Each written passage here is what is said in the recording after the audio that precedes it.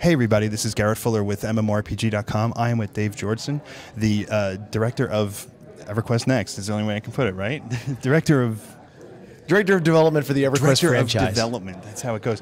Dave and I have done a lot of interviews, but we finally have a few minutes to really quietly sit down and good job on the live presentation with the thousands of people watching you, by the way. Thank you, I appreciate it. I know you're a celebrity now, you can't hide, right? But we actually have a quiet moment to really talk about a couple things in the game, and we've talked, you guys have seen and read a lot about the world today and the destructibility and the AI and all the cool features. But I wanted to talk a little bit about the player, the races, the classes. Like, what is the player perspective on this massive world you guys are creating?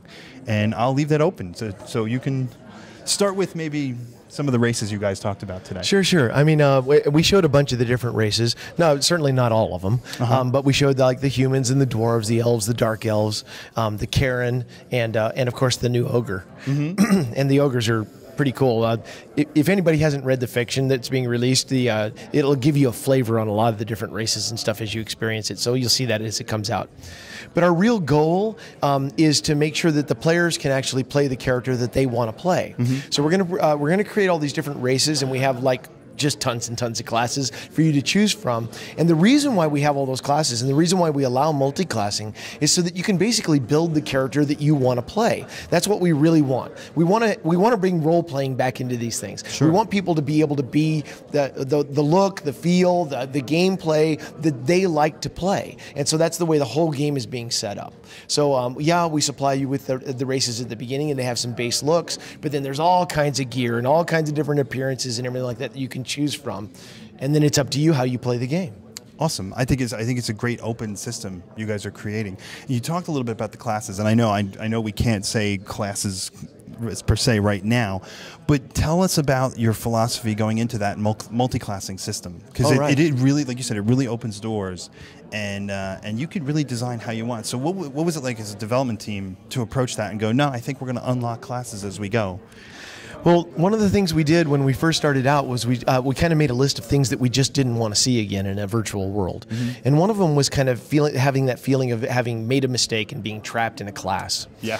You level up 10, 15, 20 levels, and you start feeling like kind of committed. And if you get into this altaholic syndrome, you'd never get anywhere fast at all. I mean, oh my God, I played EverQuest for years, and I don't think I got anybody but a level 30 for a long time, because I was just always trying new samplings. So what we wanted to do instead was allow you to create the character that you wanted to play, and then be able to just find all the different forms of gameplay as you went through the world. And that led us to the multi-classing concept. So as you go through the world, you find all these different gameplay styles that we call classes, and then we let you mix and match them so that your character abilities can be exactly what you want, and then you settle in on gameplay style with the weapons that you want to choose. So effectively, you're crafting yourself as you experience, as you adventure through the world. It makes perfect sense. Can you swing a two-handed sword and cast spells? Yeah, absolutely. Well, most of those abilities come from the character abilities. And that basically just means you have to go through the world. Like, the simplest example is, let's say I collected a wizard and a rogue. Now I could either be a backstabbing wizard or a teleporting rogue.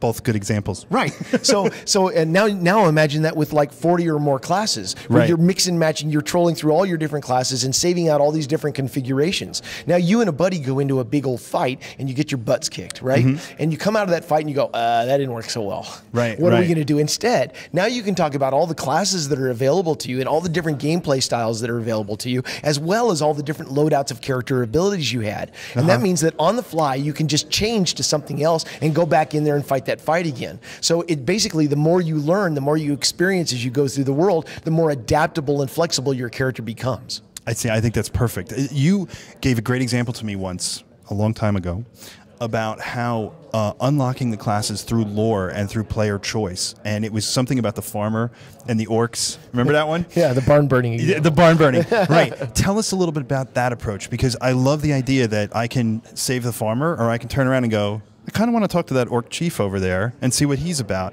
And that will actually lead to basically building your character, just those types of story choices. Well, that all has to do with that emergent AI and the life of consequence thing. Because as you go through the world, the example of the burning barn is, so you're walking down a road and you see this barn burning on the hillside.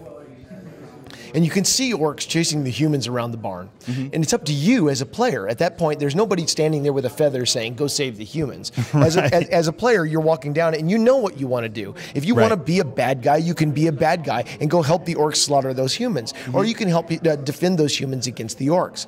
Well, that will have consequences because the game remembers everything that you did. You kind of the easiest way to think about it, this isn't actually accurate, but the easiest way to think about it is that everything in the world has an individual faction bar for you. So it's remembering everything. So when you help save those humans, you might find the opportunity to learn a different class than you would find if you help the orcs slaughter the humans. And so you're developing who you are based upon what your actions were. It's really difficult to become a paladin if you're not a good guy. Yeah, that makes sense. That makes sense. I love that you're doing it through the lore and through the gameplay embedded into the story. I think that makes perfect sense.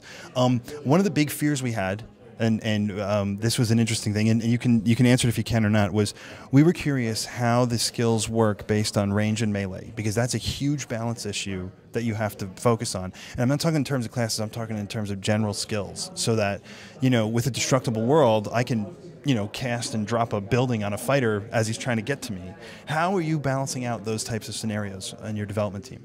Well, I'm not exactly certain I understand the question. So when you are dealing with the different skills, right? How do you deal with the melee classes like we saw the warrior this morning, and then we saw the mage, And the mage can do a lot more ranged effects versus the warrior's ability to get into your face and kind of melee it out with his weapons. That's the type of stuff we were talking about in terms of how those effects collate between the characters, between the PvE scenarios you guys are creating, where fighters may not be able to get to their goal because they're getting casted at and stuff like that. It's a huge MMO issue, period, in any game. So and we're going to elaborate on that a lot more in the panels later on today. Awesome. But in a nutshell, there's a few class elements that we didn't talk about in the presentation. One of those is armor. So the different classes can wear different armor and stuff, and of course that will protect a melee class as he tries to approach a combat situation. And so that gives some adaptability, and then of course there's the different character abilities, and remember, you can mix and match those out. So if you want to be the teleporting warrior, which sounds awesome, or you want to be I don't know, I'm making one up, but one of the things they're going to talk about in the panel is, let's say you wanted to be, say, a really cool tempest or something like that, and you wanted to be the anti-mage. You wanted to be just really super strong against magic. As you collect all those different classes and you find ways to ward against magic or siphon the energy out of an opponent or be able to protect against different things, you can mix those into a configuration and make the class that you want. So if your class initially has some weaknesses, you can very easily overcome it by mixing and matching the different things until you like what you're playing. I think that makes perfect sense, actually. I hope everyone got that, because that was rewind and listen to what Dave said again, because it makes sense. You touched on one thing, and I'll end with this. Gear is huge, and give us a quick 3-second. How is it making all the crazy gear that you guys have to make?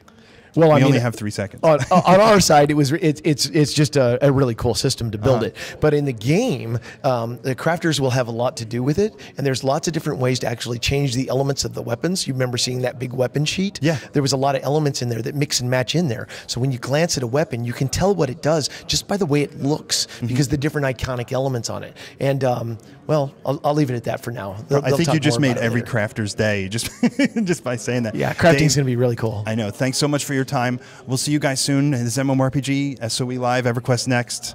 We'll see you guys very soon with a lot more information. Thanks again. Thank you.